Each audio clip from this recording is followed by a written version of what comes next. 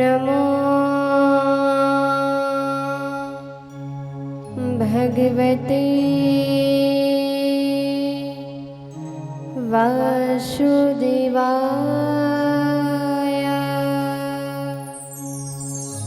स्वस्ति श्री गणेशाय नमः। स्वस्ति श्री गणेशाय नमः। स्वस्ति श्री गणेशाय नमः। ध्येयं सदा परिभवग्नमभीष्टदोहम् तीर्थास्तपदं शिवविरिञ्चिन्तं शरण्यं वृद्धार्तिहं प्रणतिपालभवान्धिपोतं वन्दे महापुरुषते चरणारविन्दम्।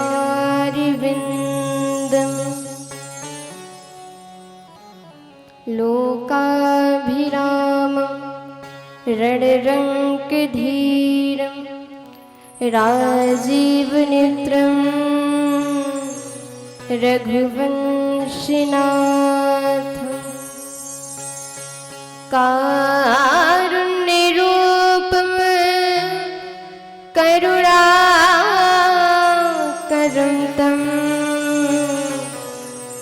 श्रीरामचन्द्रं शरणं प्रपद्ये। मनोजवं मारुततुल्यवेगं जितेन्द्रियं बुद्धिमतां बलिष्ठं वातात्मजं वानरयूथमुख्यं श्रीरामदूतं शरणं प्रपद्ये।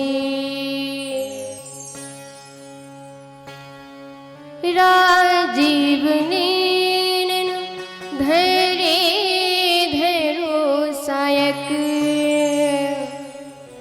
भगति विपत्ति भंजन सुखदायक। जनक सुता जगे जननी जानकी अतिशय प्रिय करुणा निधान की। ताके युगपद कमल मनाव जासु कृपा निर्मल मति पाव। मंगल भवने आमंगल हारी द्रिवहु सुदशरथ अजर बिहारी।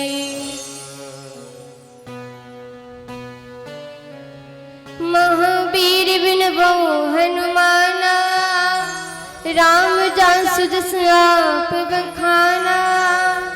पवन पवन कुमार खलबल पावक ज्ञान धन जासु हृदयागार बसहि राम सर चाप धर।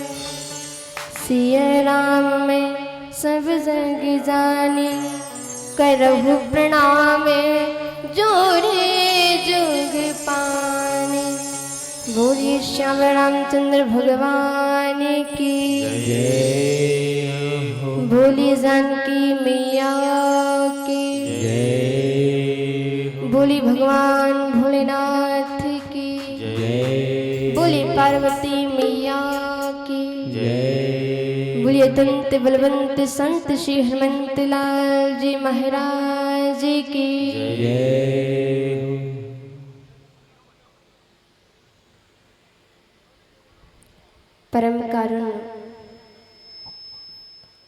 भक्त हृदयेश्वर करुणा निधान तड़ितक वृंदित पीताम्बरधारी श्री रघुकुल कमल दिवाकर श्री राघवेंद्र सरकार का वांग्मय श्लोक श्रीमद् रामचरितमानस। सबसे पहले यहाँ पर आए हुए आप सभी भक्तों को, माता एवं बहनों को, भाई बंधुओं को, बड़े बुजुर्गों को, आप सभी को हमारी तरफ से जय श्री राम, जय जय हनुमान जी महाराज।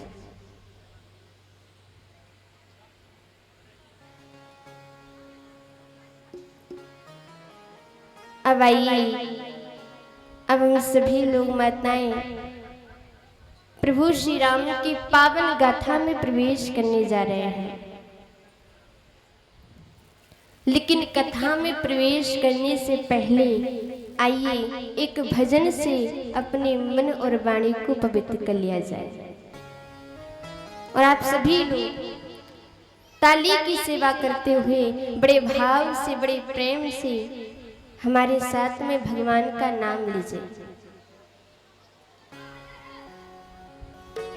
फिर उसके बाद में हम सभी लोग बड़े प्रेम से भगवान की कथा को श्रवण करेंगे।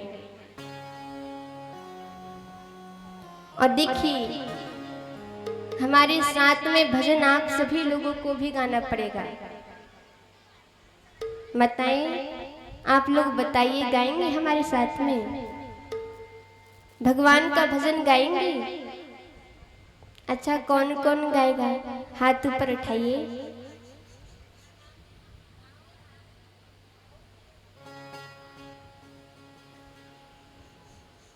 सभी लोग गाएंगे?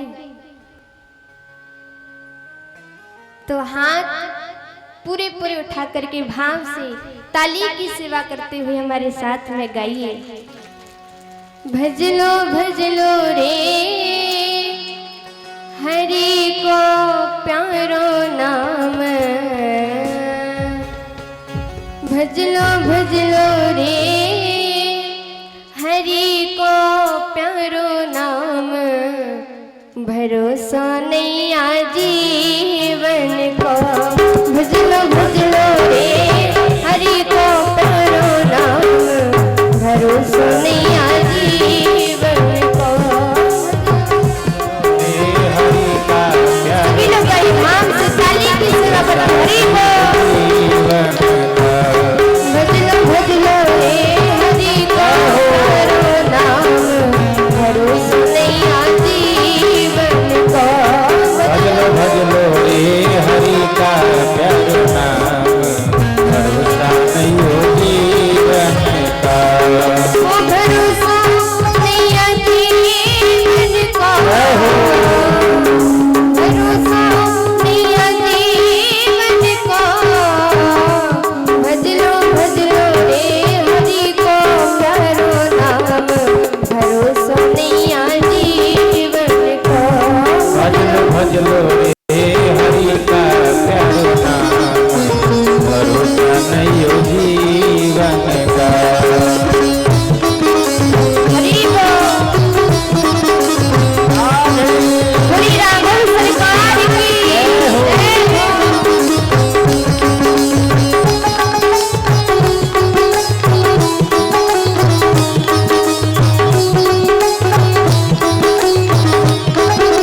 हरि बोल।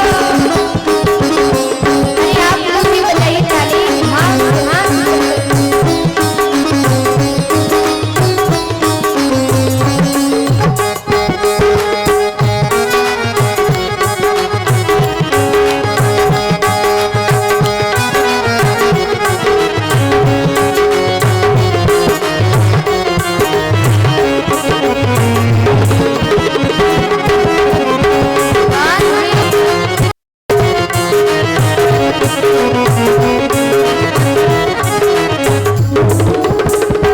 देखिए माताएं, इस जीवन का कोई भरोसा नहीं है। 2 मिनट में कब क्या हो जाए कोई नहीं जानता।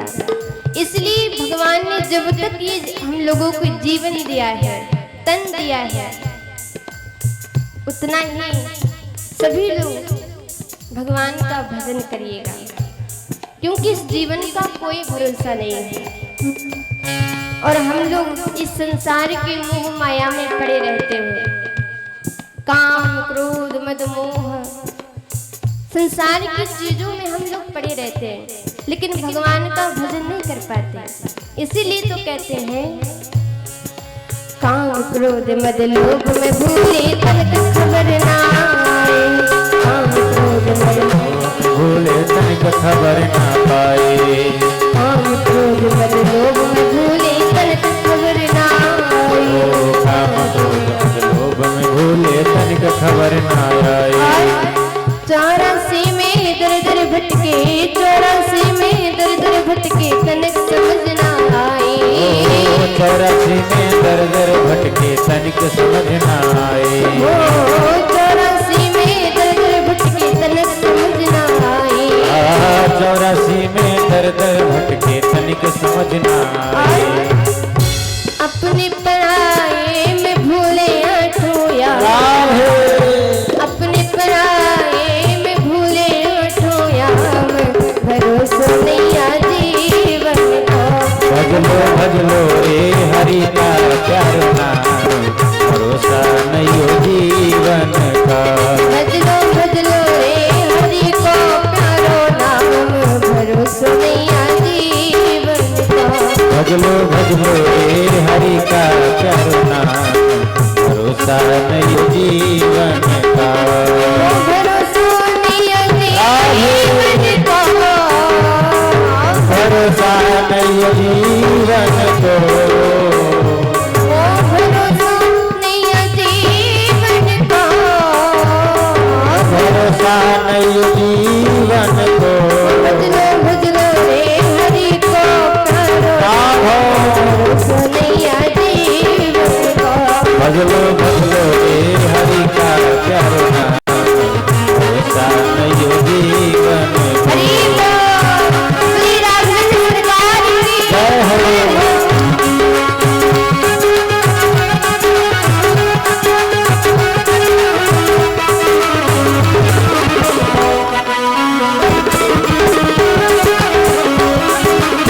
सभी लोग हाथ में ताली की सदा करने लगे।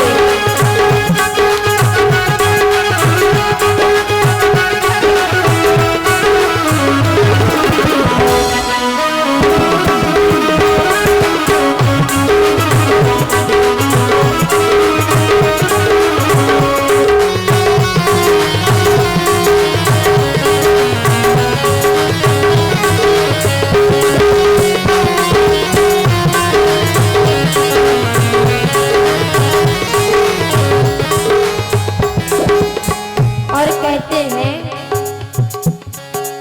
राम जन्म को दिन है कई कृष्ण जन्म की रात, राम जन्म को दिन है कहिए कृष्ण जन्म को आए, राम जन्म को दिन है कई कृष्ण जन्म की रात, राम जन्म को दिन कहिए कृष्ण जन्म के आए। और बड़े प्रेम से भजलो प्यारे, बड़े प्रेम से भजलो प्यारे, जीवन को है सार, बड़े प्रेम से भजलो प्यारे, जीवन को है सार।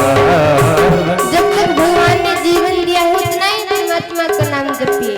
इसलिए कहते हैं हो बड़े प्रेम से भजलो प्यारे, जीवन को है सार, बड़े प्रेम से भजलो प्यारे, जीवन को है सार। ओ बड़े प्रेम से भजलो प्यारे, जीवन को है सार, बड़े प्रेम से भजलो प्यारे, जीवन का है सार।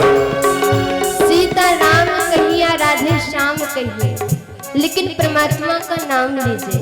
इसलिए कहते हैं सीताराम कहो या राधे श्याम, सीताराम कहो या राधे श्याम, ओ सीताराम कहो या राधे श्याम, सीताराम कहो या राधे श्याम। अच्छा ऐसे काम नहीं चलेगा, ताली बजाने से काम नहीं चलेगा। एक बार आप सभी लोग हाथ ऊपर उठाइए, सभी लोग उठाइए। अरे भैया जी आप लोग भी तो उठाइए, सभी लोग उठाइए भाव से और ताली की सेवा करते हुए भाव से हमारे साथ में गाइए। सीताराम कहो या राधे श्याम, सीताराम कहो या राधे श्याम। अच्छा यहाँ से कोई नहीं बोलेगा, आप सभी लोगों को बोलना पड़ेगा, ठीक है? पहले मैं बोलूंगी, इसके बाद आप सभी लोग बोलना, ठीक है? सीताराम कहो या राधे श्याम। अरे भैया जी आप लोग भी बोलिए, साथ में गाइए सभी लोग। आवाज नहीं आ रहा है, आवाज नहीं आ रहा है आप लोगों का, जोर से बोलिए। सीताराम कहो या राधे श्याम। इधर के भी लोग बोलिए।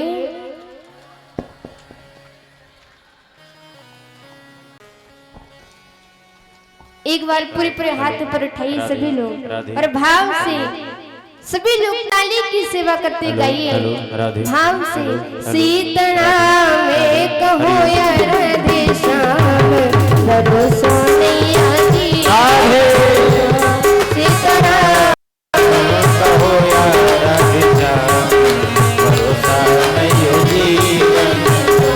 भज लो रे हरि को करो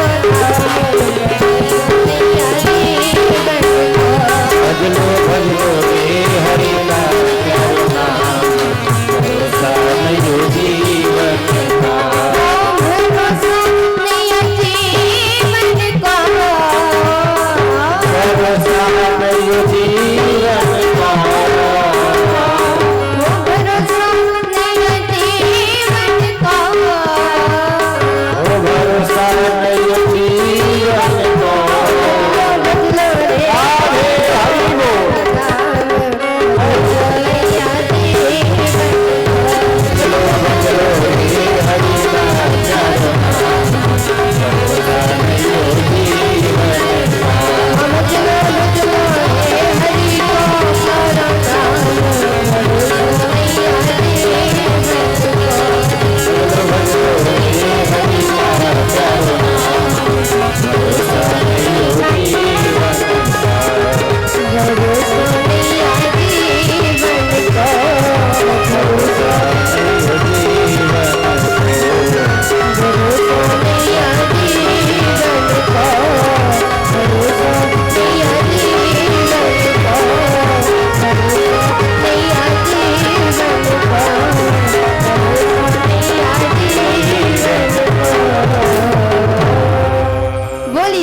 रामचंद्र भगवान की जय हो, बोली जानकी मैया की जय हो।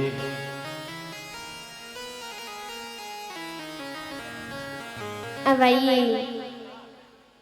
अब हम प्रभु श्री राम की पावन गाथा में प्रवेश करने जा रहे हैं और आप सभी लोग बड़े भाव से बड़े प्रेम से भगवान की कथा को श्रवण करिएगा।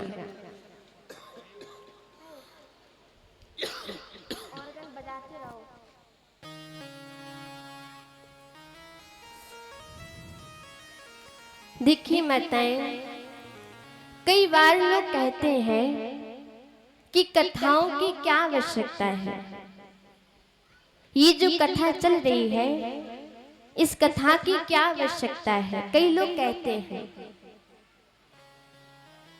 तो मैं कहती हूँ कि जब युवा, जब कोई मनुष्य अपना रास्ता भूल जाए तो उसको रास्ते पर लाने के लिए कथाएं आवश्यकता होती है। और देखिए माताएं, हमने कई कई जगह देखा है कि आजकल के जो संतानें होती है ना, वो संतान अपने माता पिता का सेवा नहीं करता है, बल्कि उन्हें वृद्ध आश्रम तक छोड़ देते हैं। और जब ऐसा होता है तब कथाओं की आवश्यकता पड़ती है।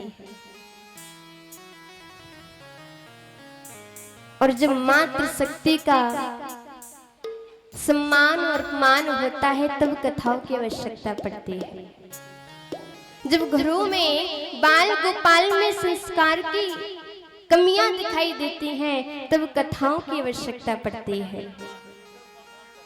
देखिए माताएं, हमारी युवा पीढ़ी बहुत जानकारी इकट्ठा कर रही है, बहुत ज्ञान है उसके पास, लेकिन जब हमारा सनातन ही खतरे में हो गया, जब हमारा धर्म ही खतरे में हो गया, आप अपने घरों तक राम जी के चरणों की यात्रा को नहीं ले जा पाए,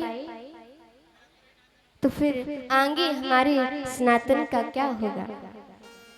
आगे हमारी संस्कृति का क्या होगा? इसीलिए कथा को सुनो तो भाव से सुनो, प्रेम से सुनो, कथा में मन लगाकर के सुनो। और देखिएगा माताएं, पहले के सभी भक्त जो होते थे ना, वो ऋषि मुनि महात्माओं के आश्रम पर जा जाकर के कथाओं को सुनते थे। पर आज के समय में बड़े बड़े संत, बड़े बड़े महात्मा, ऋषि, ज्ञानी, विद्वान आप लोगों को आकर के कथा सुनानी पड़ रही है। क्यों सुनानी पड़ रही है? क्योंकि आपकी श्रद्धा में कमी है, आपके भक्ति में कमी है, आप वहां तक नहीं पहुंच रहे हैं, पर संत महात्मा विद्वान आप तक पहुंच रहे हैं। अब आप इतनी तो कृपा कर लो कि जब इतनी दूर से कथावाचिका विद्वान महात्मा आप लोगों को कथा सुनाने के लिए आते हैं, तो आप थोड़ा सा अपने घर से निकलकर यहाँ पंडाल तक आ जाओ। इतनी कृपा तो आप कर ही सकते हैं, इतना तो आप कर ही सकते हैं। अगर इतनी भी श्रद्धा नहीं है, तो फिर आगे हमारे सनातन का क्या होगा? आगे हमारी संस्कृति का क्या होगा?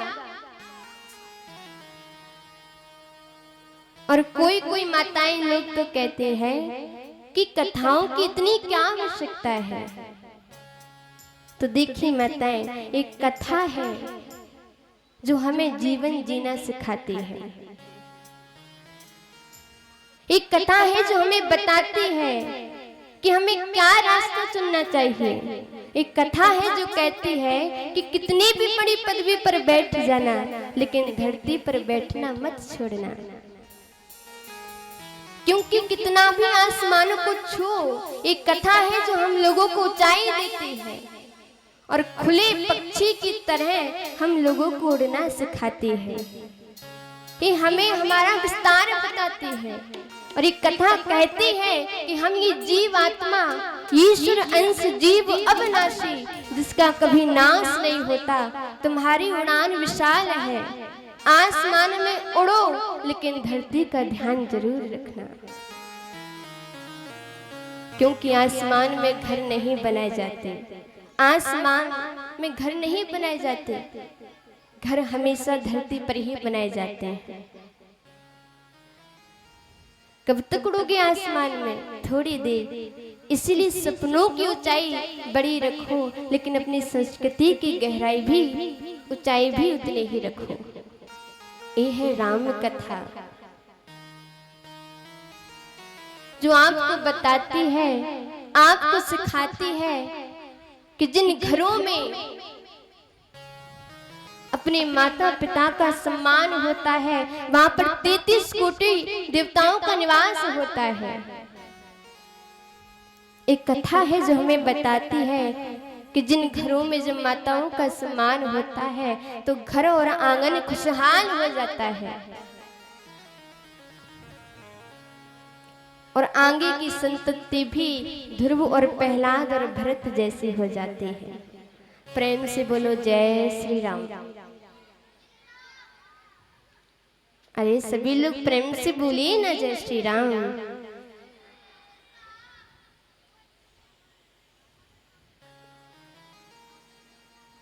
आप लोग जयकारा लगाने में कंजूसी बहुत करते हैं। अरे जोर से जयकारा लगाइए, हमारे साथ में बोलिए जय श्री राम।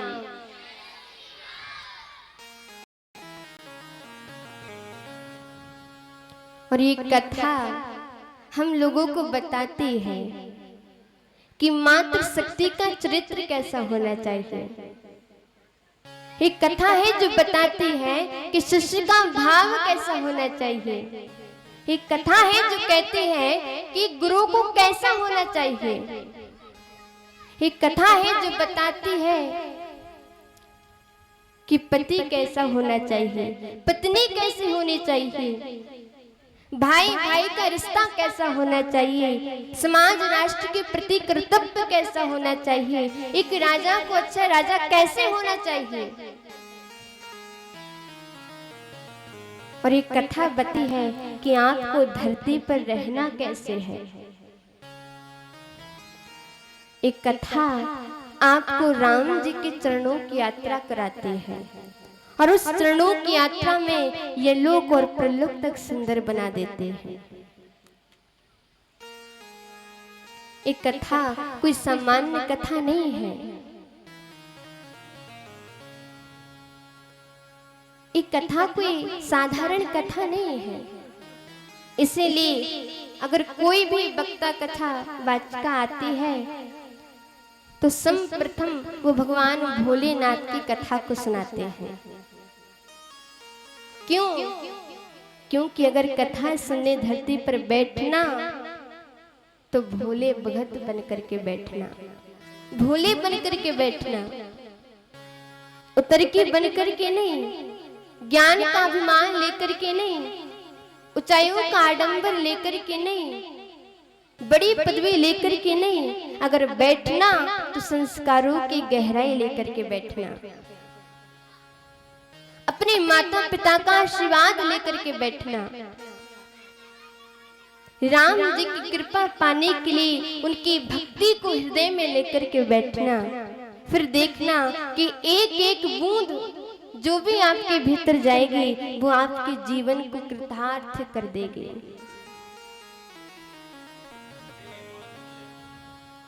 बड़ा सुंदर भाव लगता है जब हृदय सामान्य दिखते हैं तो मन प्रसन्न हो जाता है। एक कथा है जो धरती पर प्रेम बोना चाहते हैं। जो लोग नफरत और ईर्ष्या के जो बीज बो रहे हैं, एक कथा कहती है कि यदि उस बीज को समाप्त किया जा सकता है तो प्रेम रूपी बीज वो हो।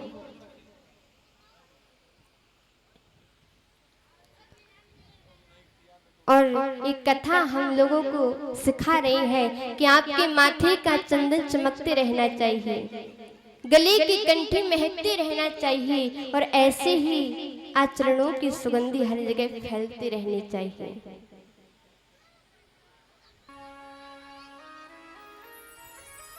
ये है राम कथा जो हम लोगों को जीवन जीना सिखाती है।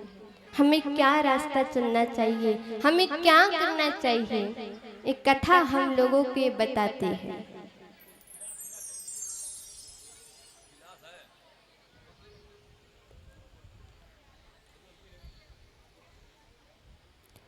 और देखिएगा, बताएं, जब गोस्वामी तुलसीदास ने भी राम कथा को लिखना प्रारंभ किया तो सोचो उनके हृदय की सरलता क्या रही होगी कि उन्होंने केवल संतों को प्रणाम नहीं किया, संतों को नमन नहीं किया, बल्कि दुष्टों को भी नमन कर दिया। संतों को भी नमन नहीं किया, ज्ञानियों को ही नमन नहीं किया, बल्कि उन्होंने तो मूर्खों को भी प्रणाम कर दिया।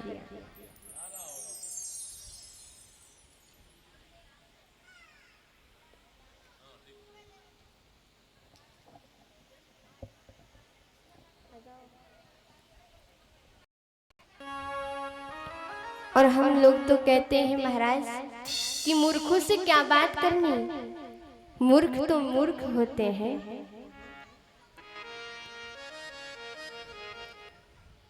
तो हम कहते हैं कि मूर्खों से बात करो या ना करो, लेकिन उनको प्रणाम जरूर करो। आप बड़े ज्ञानी हैं, आप बड़े ही समझदार हैं।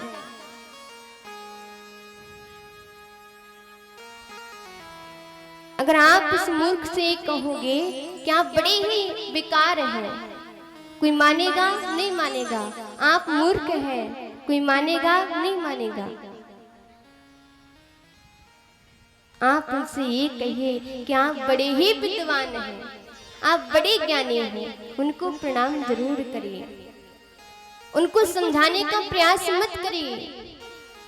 और ये व्यासपीठ भी आप लोगों को समझा नहीं रही है। केवल ये व्यासपीठ तो आप लोगों को जागृत देती है, क्योंकि समझाने के लिए तो आप स्वयं समझदार हो। ये व्यासपीठ तो हम लोगों को केवल जागृति देते हैं। जागो, अपनी आंखें खोलो। मैं कौन हूँ, मैं कहाँ से आया हूँ, मैं क्या कर रहा हूँ, मुझे क्या करना चाहिए,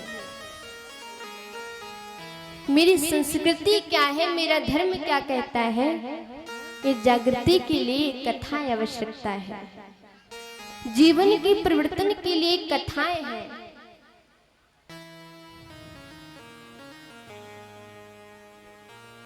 और अब इस परिवर्तन की यात्रा में जब हम आगे बढ़ते हैं,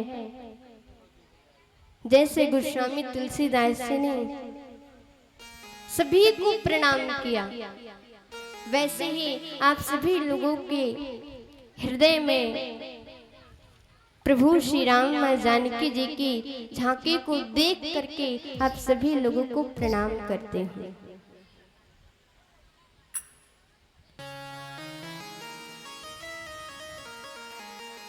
देखिए माताएं, आप सभी लोग बात मत करिएगा।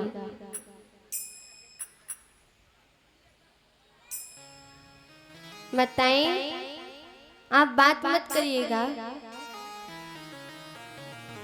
क्योंकि आप लोग इस कथा में आए हैं तो कथा सुनने के लिए तो आए हैं। बात तो आप घर पर भी कर सकते हैं। यहाँ आए हैं तो आकर के यहाँ कथा में मन लगाइए ना। बात मत करिए आप लोग, केवल कथा को ध्यान से सुनिएगा, भाव से सुनिएगा। देखिए, अब राम कथा मंदाकिनी में हम सभी लोग अवगाहन करेंगे, लेकिन देखिए मैं आपको बता दूं कि उनकी कृपा के बिना ना कोई उन्हें जान सकता है, और उनकी कृपा के बिना ना कोई उन्हें सुन सकता है, और उनकी कृपा के बिना ना कोई उन्हें देख सकता है। कृपा तो उनकी चाहिए, बिना कृपा के कुछ नहीं होने वाला। आप कुछ भी करिए, जब तक उनकी कृपा आप पर नहीं होगी तब तक वो काम नहीं बनेगा। कृपा तो उनकी चाहिए ही चाहिए, बिना कृपा के कुछ नहीं होगा। अच्छा माताएं, आप लोगों ने बहुत सी कथाएं सुनी होंगी।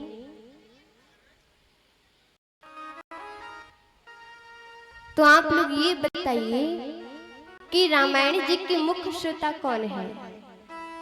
वैसे तो आप सभी लोग श्रोता हैं, लेकिन रामायण जी के मुख्य श्रोता कौन है, आप लोगों को मालूम है? बताइए, जोर से बोलिए, आप लोगों को मालूम है?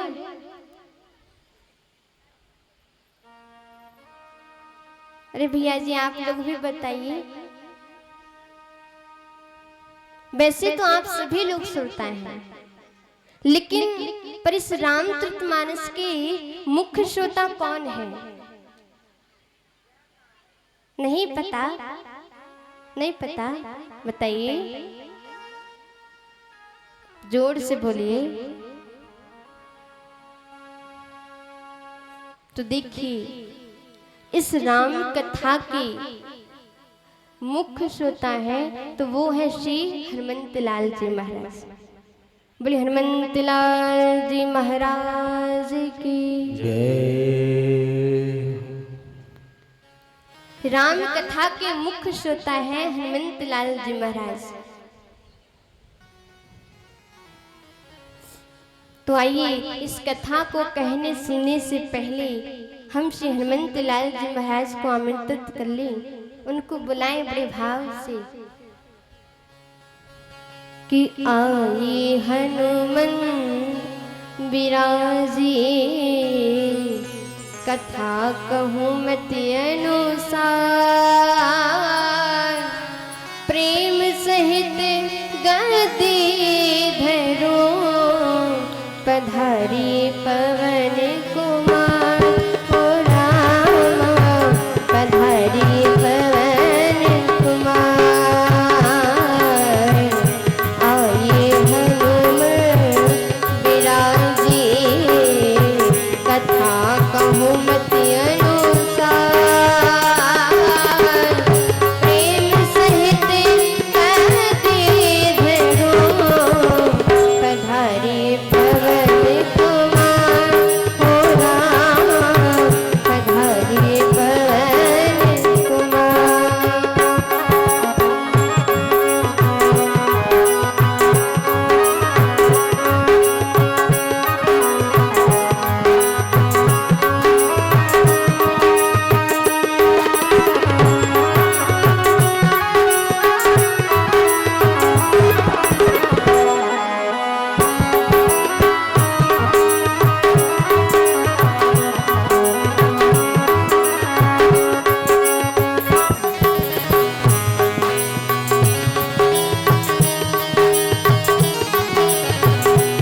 आए हनुमंत बिराजी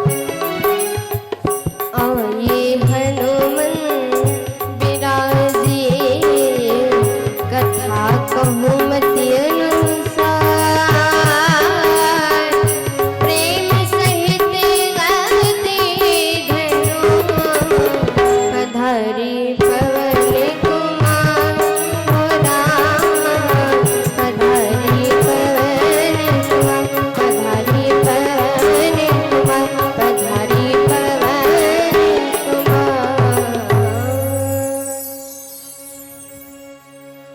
आइए हनुमंत विराजे कथा कहूँ मति अनुसार प्रेम सहित गद्दी धरो पधारी पवन कुमार। बोलिए दंत बलवंत संत से हनुमंत लाल जी महाराज की जय। देखिए माताएं, आप सभी लोग यहाँ पर बैठे हैं तो आप सभी लोगों के मन में ये भाव आता होगा कि आखिर हम क्यों सुनते हैं ये श्री राम कथा। आखिर श्री राम कथा के आश्रय लेने से जीवन में होता क्या है, जीवन में क्या परिवर्तन आता है। तो आइए इसको बताने से पहले हम श्री गोस्वामी तुलसीदास जी महाराज को प्रणाम कर लें कि श्री हरि हरि हरि सिद्धि सुमिरो तुलसीदास करत गोपाल महात्म्य श्री रामायण सुखरास। देवों को वंदना करके रामायण जी के बारे में हम किंचित चर्चा कर लें।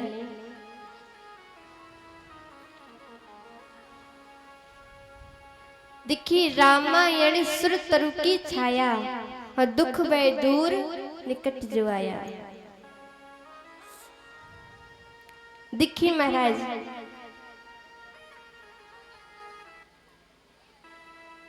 ये रामायण जो है वो महाराज स्वर्ग का कल्प वृक्ष है। किसका? स्वर्ग का। और उसी कल्प वृक्ष के नीचे बैठ करके हम जो संकल्प करते हैं और मन की जो अपेक्षा है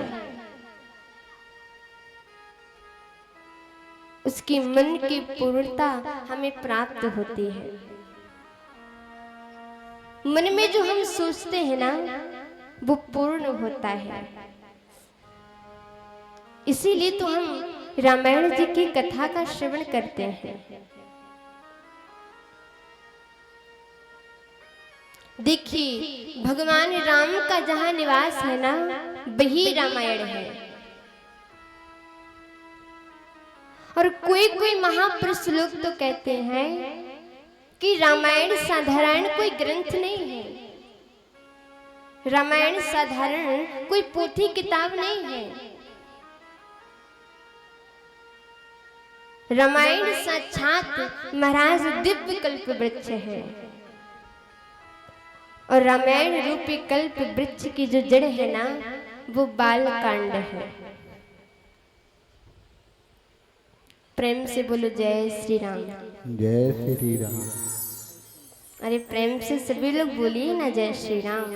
जय श्री राम। बाल कांड इसकी जड़ है। और महाराज जिस वृक्ष की जड़ मजबूत होती है फिर कितना भी आंधी आए, कितना भी तूफान आए, कुछ भी आए, पर उस वृक्ष के लिए किसी भी प्रकार का भय नहीं रहता।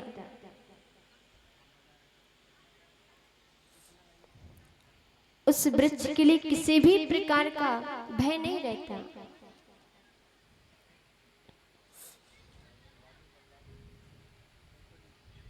और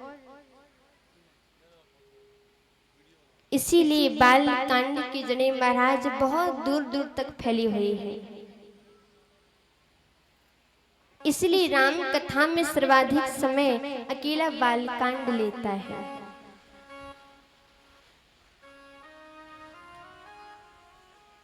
लगभग 4-5 दिन तो महाराज बाल कांड की कथा में ही निकल जाते हैं। इतनी बड़ी महिमा है।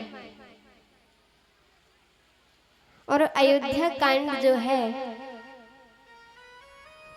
वो रामायण रूपी कल्प वृक्ष का धड़ है। और महाराज इस वृक्ष की धड़ मजबूत होते हैं ना फिर कितना ही आंधी आए, कितना ही तूफान आए, कुछ भी आए, वो वृक्ष किंचित हिल तो जाएगा पर उखड़ नहीं सकता, टूट नहीं सकता।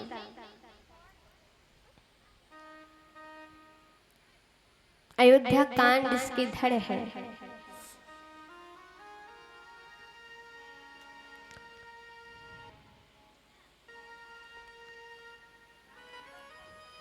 रघुकुल रीत सदा चली आई, प्राण जाए पर बचन न जाए।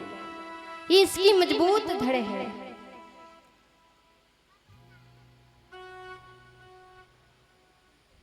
धर्म मूल सब सुकृत सुहाए। देखिए माताएं, जितना भी हम सुकृत कर्म करते हैं ना, सुकृत माने सत्कर्म जितना भी हम करते हैं ना, और वो सुहावना तब लगता है कि जब इसके मूल में सत्य हो। सत्य मूल सब सुकृत सुहाए। इसके मूल में सत्य होना चाहिए। ये अयोध्या कांड की महिमा है जिसमें महाराज धर्म की अद्भुत व्याख्या की गई है। और अरण्य कांड है। अरण्य कांड जो है वो रामायण रूपी कल्प वृक्ष की डालियां है। अरण्य कांड इसकी डालियां हैं और एक डाली में से कई कई कनिके निकले हुए हैं। इसलिए अरण्य कांड में छोटी छोटी छोटी छोटी बहुत सी कथाओं में से कथाएं निकलती हैं।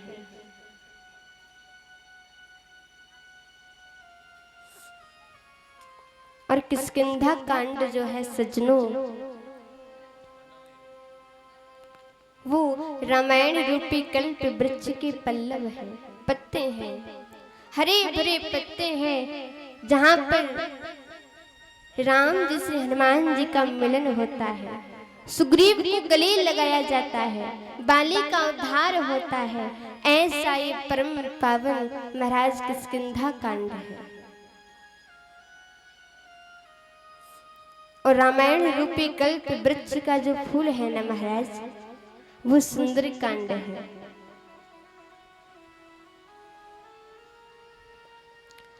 बन बाग उपवन बाटिका सरकूप बापी सोहहि नरनांग सुर गंधर्व कन्या रूप मुनि मन मोहहि।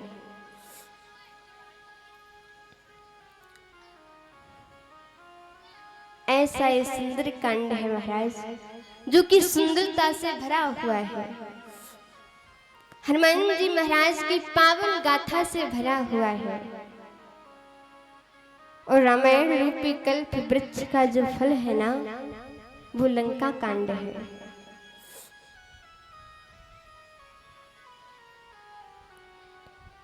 तो आप सभी लोग सोचते होंगे माताएं कि अच्छा लंका कांड को फल कैसे कहा गया। उसमें तो बड़े राक्षसों का संहार हुआ, बड़े बड़े पराक्रमी उसमें मारे गए, तो उसको फल कैसे कहा गया। तो देखिए फल इसीलिए कहा गया कि भगवान राम के हाथों जिस राक्षस का वध हुआ है, जो भी राक्षस मारे गए, अंत में सबको मुक्ति ही तो मिली है। भगवान राम जी के हाथों, हनुमंत लाल जी महाराज के हाथों जिस किसी का भी वध हुआ है, अंत में सबको मुक्ति ही तो मिली है। और महाराज हमारे जीवन का परम फल मुक्ति ही तो है। ये लंका कांड का फल है। और उत्तर कांड जो है महाराज, वो तो रस है। वृक्ष के नीचे से लेकर के ऊपर के पहले पर्यंत संपूर्ण रामायण का जो निचोड़ है, वो फल के गोदा में ही तो होता है। इसीलिए संपूर्ण रामायण जी का सारांश हम उत्तरकांड में पाते हैं। प्रेम से बोलो जय श्री राम।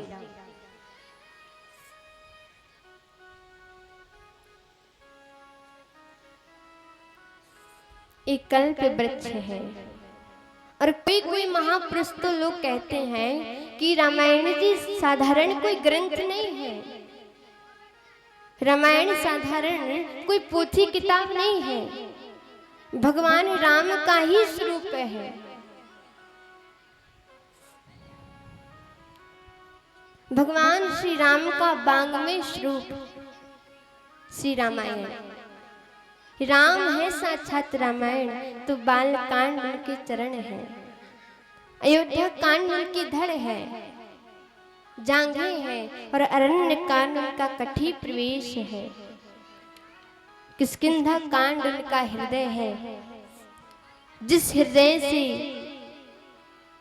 भगवान राघव ने श्री हनुमंत लाल जी महाराज को लगाया, जिस हृदय से भगवान ने सुग्रीव को गले से लगाया, और इतने सुंदर सुंदर उपदेश हुए, और सुंदर कांड राम रूपी रामायण का कंठ है। इसलिए हम सुंदर कांड को बड़े बड़े रागों में गाते हैं, बड़े भाव से गाते हैं, बड़े प्रेम से गाते हैं।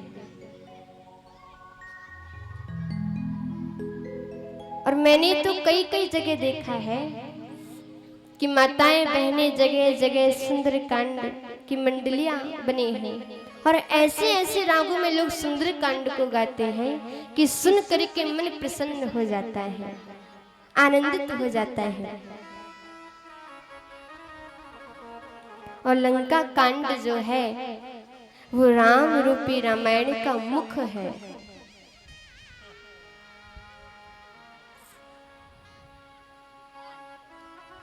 काल रूप से भगवान सबको पा जाते हैं, अपने उदर में सबका भक्षण कर जाते हैं।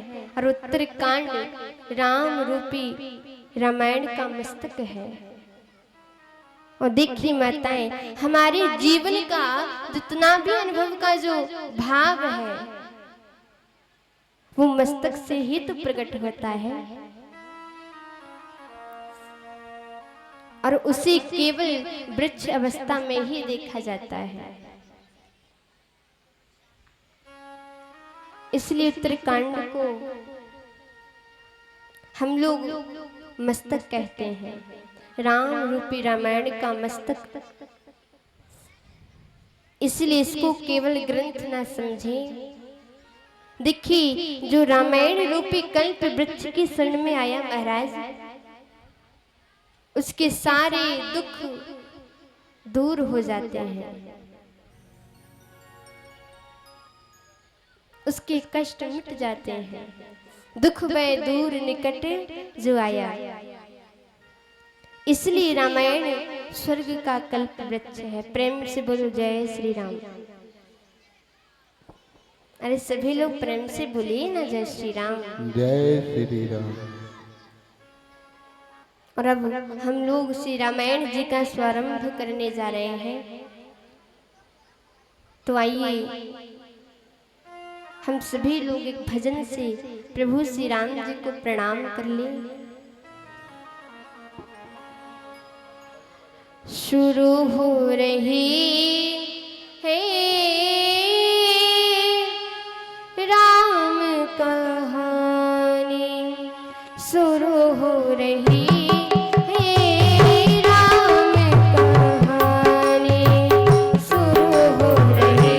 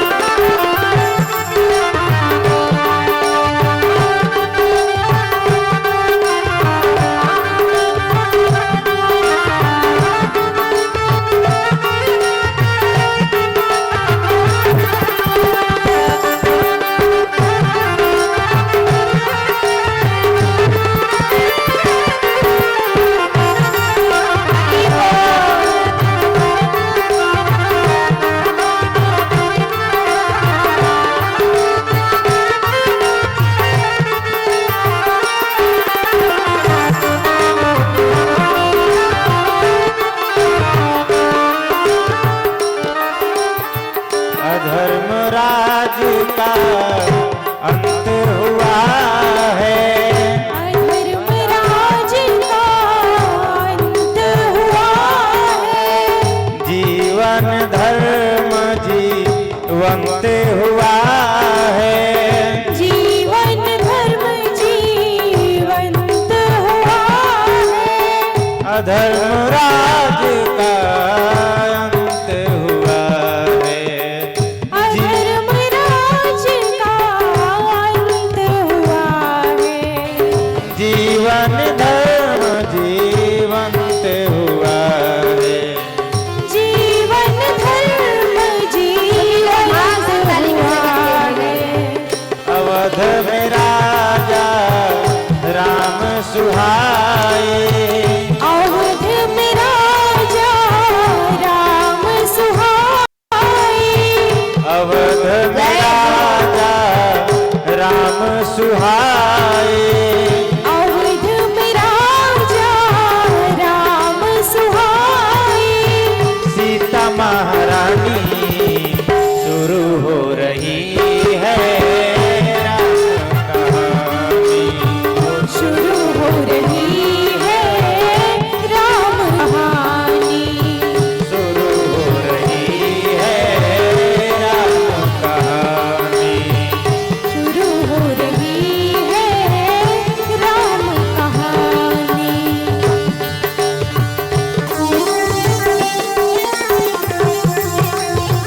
हरि बोल।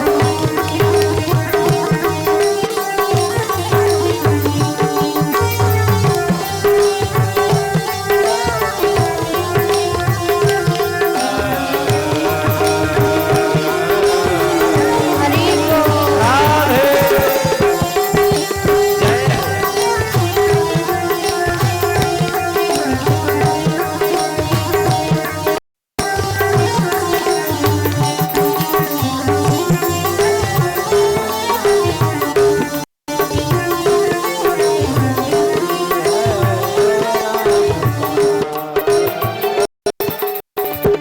दुनिया कायन मोल रतन है। दुनिया मोल रतन है। भक्तों का जीवन धन्य है। सब भक्तों का जीवन धन है। दुनिया कायन मोल रतन है। दुनिया का मोल रतन है। सब भक्तों का जीवन धन्य है। सब भक्तों का जीवन धन है।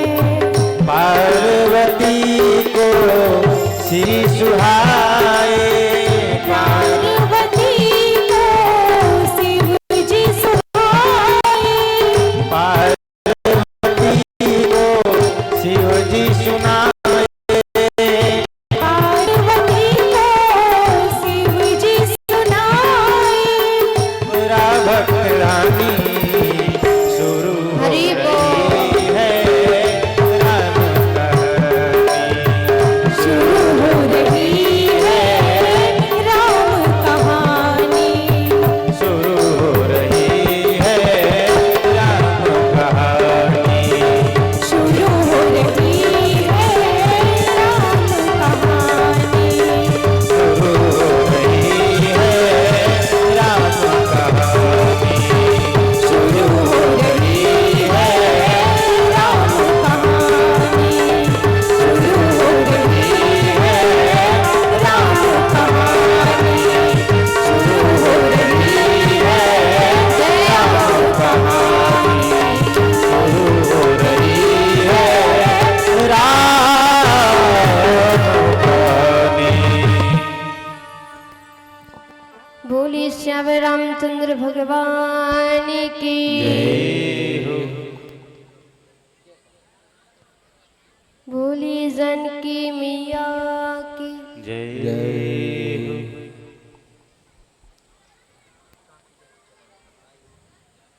जयकारा लगाने में आप लोगों का आवाज नहीं आ रहा है माताएं।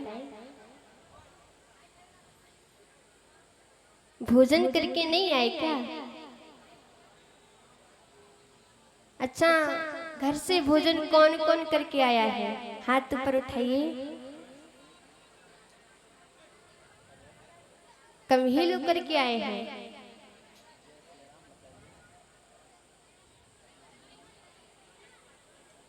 उठाइए हाथ।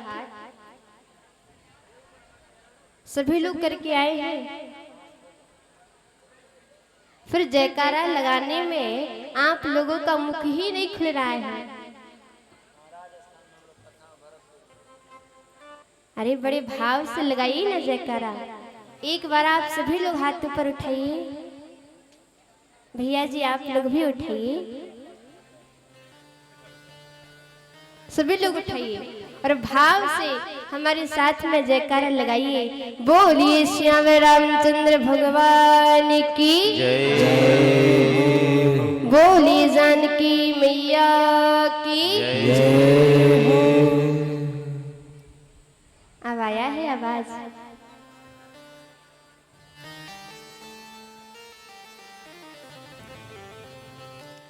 अब हम सभी लोग रामायण जी की कथा का स्वारंभ करने जा रहे हैं। बागेश्वरी जी बड़े भाव से ऊंचे स्वर में कहते हैं,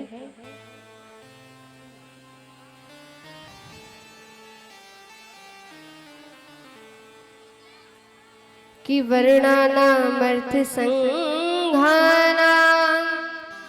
रसानाम छंदसामपि मंगलानाम च कर्तारौ वंदे वाणी विनायकम्।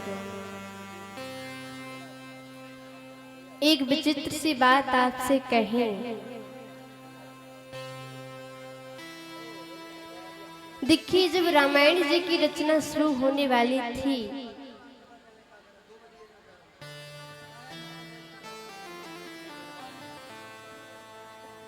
तो कई लोगों ने मन में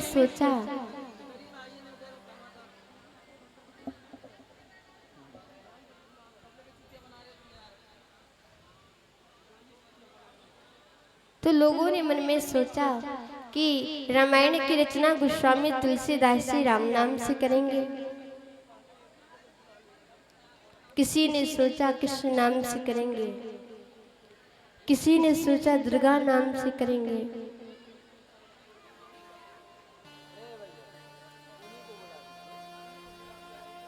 लेकिन गोस्वामी तुलसीदास ने रामायण जी की रचना ना कृष्ण नाम से की, ना दुर्गा नाम से की, ना शिव शब्द से की।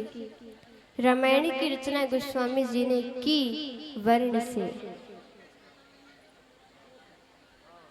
रामायण जी का प्रारंभ किया वर्ण से और रामायण का अंतिम शब्द है मानव पे।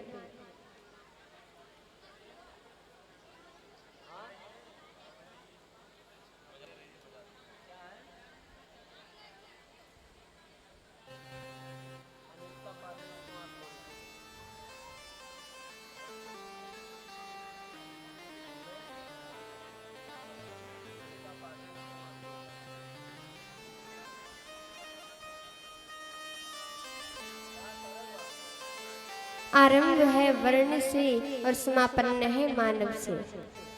इसका मतलब ये हुआ कि ब्राह्मण कहीं ये ना सोच ले कि रामायण की रचयिता गोस्वामी जी ब्राह्मण है, इसलिए ब्राह्मण का इस पे वर्ण होगा, ब्राह्मणों का इस पे अधिकार होगा। क्षत्रिय लोग कहीं ये ना सोच ले कि भगवान राघव ने क्षत्रिय वंश में जन्म लिया, राज घराने में, तो इस रामायण पर क्षत्रियों का ही महत्व ज्यादा होगा।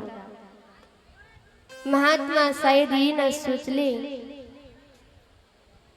कि गोस्वामी तुलसीदास जी ब्राह्मण होने के साथ साथ में महात्मा भी थे, इसलिए प्रथम अधिकार महात्माओं का होगा। वैसे लोग कहीं ये ना सोच ले कि ठीक है रामायण लिखी होगी गोस्वामी तुलसीदास ने, लेकिन राम कथा भागवत अधिकतर वैश्य परिवार के कराते हैं, तो इसका अधिकार हमारा होना चाहिए। लेकिन गोस्वामी तुलसीदास जी ने वर्ण शब्द से प्रारंभ करके और हमें ये बताने का प्रयास किया है कि रामायण प्रत्येक वर्ण का ग्रंथ है, प्रत्येक मानव मात्र का ग्रंथ है। ये किसी जाति विशिष्ट का नहीं है। मनुष्य मात्र का कोई भी वर्ण का व्यक्ति रामायण जी का पाठ कर सकता है। सभी सुलभ सब दिन सब देशा, ये रामायण सबके लिए सुलभ है, सब दीन में कहीं जा सकती है और सब देश में कहीं जा सकती है। प्रेम से बोलो जय श्री राम। जय श्री राम। प्रेम से सभी लोग बोलिए ना जय श्री राम। जय श्री राम।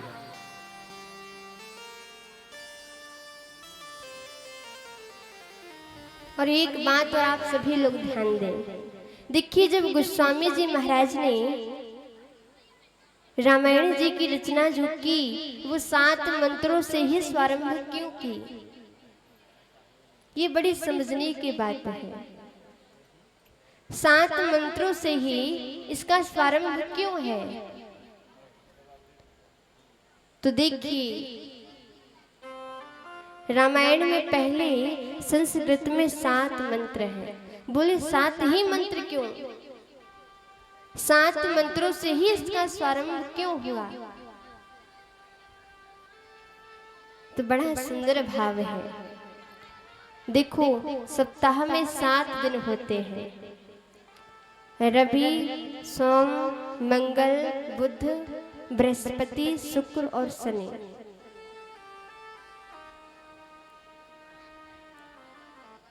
और इन 7 मंत्रों से गोस्वामी तुलसीदास जी हम लोगों को ये बताने का प्रयास कर रहे हैं कि रामायण की कथा का कोई नियम नहीं है। बुध को ही शुरू हो, मंगल को ही शुरू हो, बुध को ही शुरू हो। इन 7 दिन में जिस दिन तुम चाहो उस दिन रामायण जी का स्वारंभ कर सकते हो।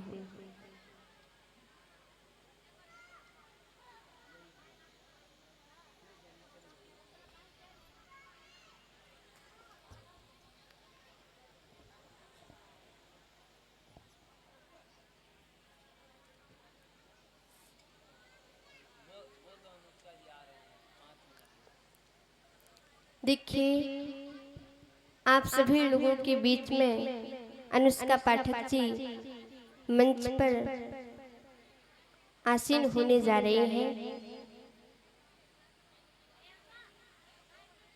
और आप सभी लोग शांति बना करके बैठ जाइए।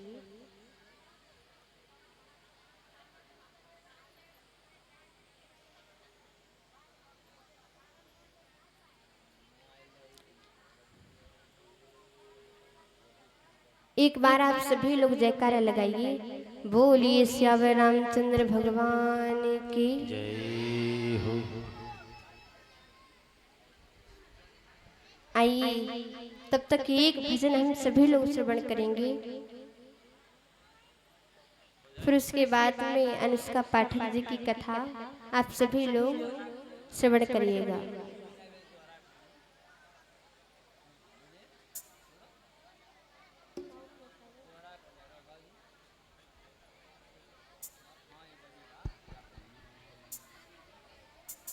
राधे हरि ओम।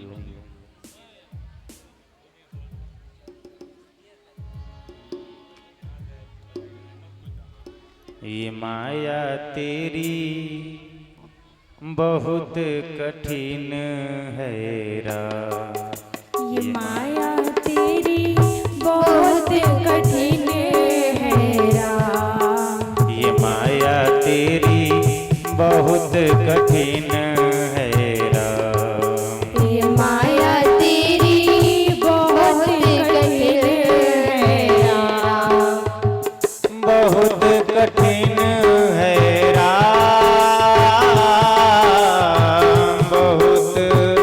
कठिन है राम, ये माया तेरी बहुत कठिन है राम। ये माया तेरी बहुत कठिन है राम। रक्त मांस हड्डी के ढेर पर मड़ा हुआ ये चाम, रक्त मांस हड्डी के ढेर पे मढ़ा हुआ ये चाम। रक्त मांस हड्डी के ढेर पर मड़ा हुआ ये चाम, रक्त मांस हड्डी के ढेर पे मढ़ा हुआ ये चाम। देखो उसी की सुंदरता, देखो उसी की सुंदरता, देखो उसी की सुंदरता हो जाती नींद हराम, ये माया तेरी बहुत कठिन है राम। ये माया तेरी बहुत कठिन है राम। करता नित्य विरोध क्रोध का कहता बुरा परिणाम, करता नित्य विरोध क्रोध का कहता बुरा परिणाम।